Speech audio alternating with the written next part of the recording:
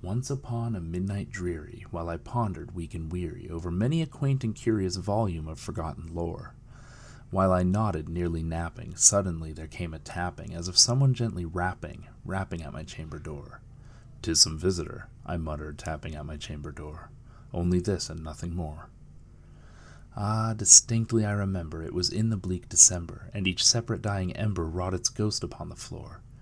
Eagerly I wished the morrow, vainly I had sought to borrow from my book surcease of sorrow, sorrow for the lost Lenore, for the rare and radiant maiden whom the angels name Lenore, nameless here forevermore. And the silken, sad, uncertain rustling of each purple curtain thrilled me, filled me with fantastic terrors never felt before, so that now to still the beating of my heart I stood repeating, "'Tis some visitor entreating entrance at my chamber door, some late visitor entreating entrance at my chamber door. This it is, and nothing more." Presently my soul grew stronger, hesitating then no longer. "Sir," said I, "or madam, truly your forgiveness I implore. But the fact is I was napping, and so gently you came rapping, and so faintly you came tapping at my chamber door, that I scarce was sure I heard you. Here I opened wide the door, darkness there, and nothing more." Deep into that darkness peering, long I stood there wondering, fearing, doubting, dreaming dreams no mortal ever dared to dream before. But the silence was unbroken, and the darkness gave no token, and the only word there spoken was the whispered word, "Lenore." This I whispered, and an echo murmured back the word, "Lenore." Merely this, and nothing more. Back into the chamber turning, all my soul within me burning, soon I heard again the tapping somewhat louder than before. "Surely," said I, "surely that is something at my window lattice. Let me see then what thereat is, and this mystery explore. Let my heart be still a moment, and this mystery explore. 'Tis the wind, and nothing more."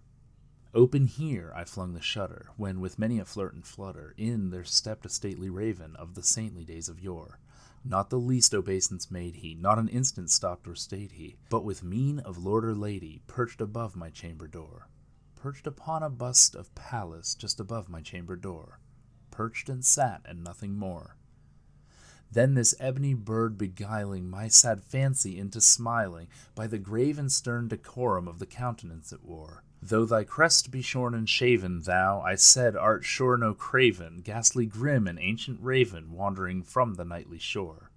Tell me what thy lordly name is on the night's Plutonian shore." Quoth the raven, "Nevermore." Much I marveled this ungainly, foul to hear or discourse so plainly, though its answer little meaning, little relevancy bore. For we cannot help agreeing that no living human being ever yet was blessed with seeing bird above his chamber door, bird or beast upon the sculptured bust above his chamber door, with such a name as Nevermore. But the raven sitting lonely on the placid bust spoke only that one word, as if his soul in that one word he did outpour. Nothing farther than he uttered, not a feather than he fluttered, till I scarcely more than muttered, "Other friends have flown before. On the morrow he will leave me, as my hopes have flown before." Then the bird said, "Nevermore." Startled at the stillness broken by reply so aptly spoken, "Doubtless," said I, "what it utters is its only stock and store, caught from some unhappy master, who unmerciful disaster followed fast and followed faster, till his songs one burden bore, till the dirges of his hope that melancholy burden bore, of nevermore." But the raven still beguiling all my sad soul into smiling, straight I wheeled a cushioned seat in front of bird and bust and door.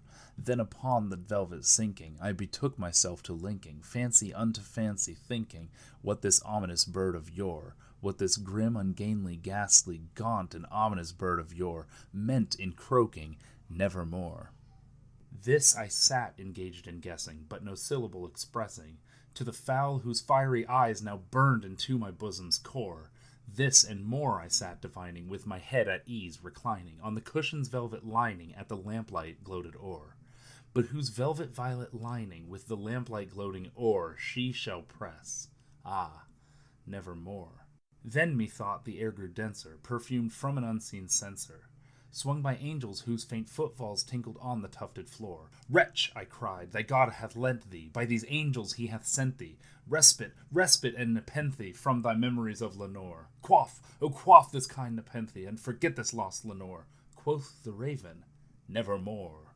Prophet, said I, thing of evil, prophet still if bird or devil, whether tempter sent or whether tempest tossed thee here ashore, desolate yet all undaunted, on this desert land enchanted, on this home by horror haunted, tell me truly, I implore, is there balm in Gilead?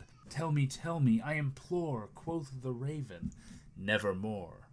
Prophet, said I, thing of evil, prophet still if bird or devil, by that heaven that bends above us, by that God we both adore, tell this soul with sorrow laden, if, within the distant Aidenn, it shall clasp a sainted maiden, whom the angels name Lenore, clasp a rare and radiant maiden, whom the angels name Lenore. Quoth the raven, nevermore. Be that word our sign of parting, bird or fiend, I shrieked, upstarting. Get thee back into the tempest and the night's Plutonian shore. Leave no black plume as a token of that lie thy soul hath spoken. Leave my loneliness unbroken, quit the bust above my door. Take thy beak from out my heart, and take thy form from off my door. Quoth the raven, nevermore.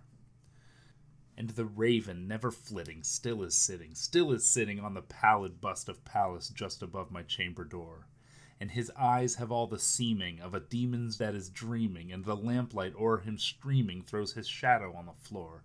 And my soul, from out the shadow that lies floating on the floor, shall be lifted nevermore.